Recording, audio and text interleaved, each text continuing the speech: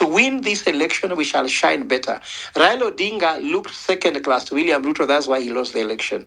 In everything, whether it's a campaign, whether it's spending money, whether on communication, whether on manifesto, whether on just team management, everything he performed second to William Ruto. That's why he lost the election. So if we want to win this election, we must arming ourselves with instruments of power. My submissions are going to be as follows. One, we are being told the liberation we are fighting for is a smaller one than the ones they have fought for before.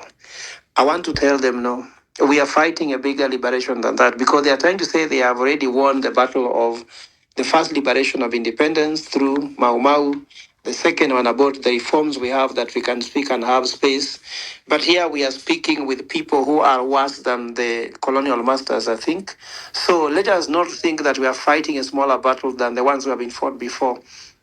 I'm sure the ones like Raila Odinga fought was much easier, even was more beneficial than the one we are fighting for is a real sacrifice. So let us not think we are fighting a smaller battle. In fact, they want to define the narrative for us, and I'm happy with what has been said by the seniors like Buka and even Okiom Tata and Kasmuel that let them not define our success. Our success is gonna be bigger because that our battle is much bigger. Let us be aware of all that.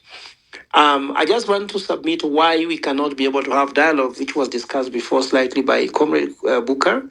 We cannot have dialogue with someone who tells us enough is enough. The word enough is enough from the president's mouth annoyed me more than any other things he has ever said. How can your employee tell you enough is enough? Imagine if you are a CEO of a company and you have given somebody a department to run, then they shout at you that enough is enough. I'm sure that person will go home that day. So enough is the main reason why Ruto must go. For me, in all the 13 reasons we have, the reason is that Ruto tells us that enough is enough, which means he needs to shut down everything so that he can do anything he wants the way he wants. He does not want to be questioned.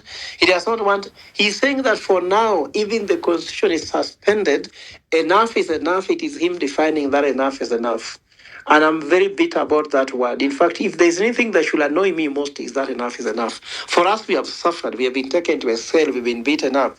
I saw Kasmuel spending like 4 hours literally in a day trying to get us out. When I watched his interview later, he said he has information we might not be released even by 8 p.m. So can you imagine, Kasmuel, what could the young people be doing if we had a country which is working? We could be in a laboratory trying to come up with the next software breakthrough, a breakthrough in healthcare, breakthrough in education. But we are in the street being tear gas, well-educated people, highly qualified people, more than all the buggers he has in his government. So that word enough is so annoying. And the other reason why we should never ever have a conversation with the president is that what we are asking for is not magic. We have not asked the president to perform a miracle. We have asked him to do things which are very easy and straightforward because of the following. And I repeat this word is that Kenya was never meant to be run as a guesswork because we are putting him to task. We have a constitution which has outlaid everything the way it should be done, how you should appoint the inspector of police, how you should appoint your cabinet, how you should run your government, how you should pass a budget, how you should spend money, what are the integrity issues. The constitution, the laws of Kenya, the policies of government are manuals on how to run this country. They are as clear as it is. The issue of youth unemployment is defined there. Everything there is Vision 2030. It's as if he does not read them. He just says enough is enough. So we should not have dialogue on how to run the country according to the constitution. So there is no need of dialogue. Let him just go and look at the manual for running Kenya.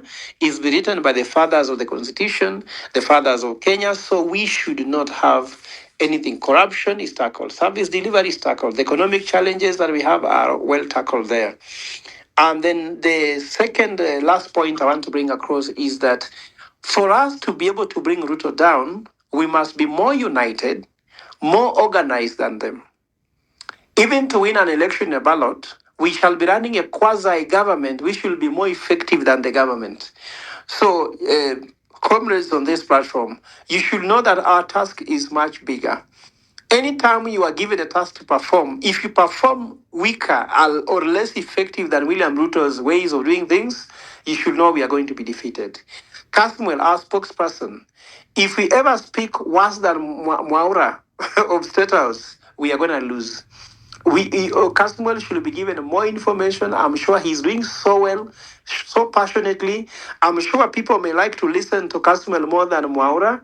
That means we have a better spokesperson. So any position we shall get in this so-called government in waiting, if you get a position, you must shine brighter than the person Gagan. Because to win this election, we shall shine better.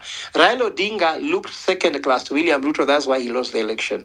In everything, whether it's a campaign, whether it's spending money, whether on communication, whether on manifesto, whether on just team management, everything he performed second to William Ruto. That's why he lost the election. So if we want to win this election, we must arming ourselves with the instruments of power, Prof, which is ID, and the rest we should do much better. The last point I wanted to bring across is the issue of unity. I think that there should be the first point of unity is to agree on our common, let's say, document like it's about root to people's evolution, agree on reasons why we are agitating for what we are agitating for, and then, of course, moving on to how we can set up this government in waiting. Agreeing on those documents will be very key. Mine is to say again, thank you very much for the chance to even have I ever speak to you. I know we have gone through this battle in longer time, and I'm happy that we are having a team of people who is not together. Let's work together. I can tell you that our win is in the horizons, and let's keep being united because that's what we are here for. Thank you.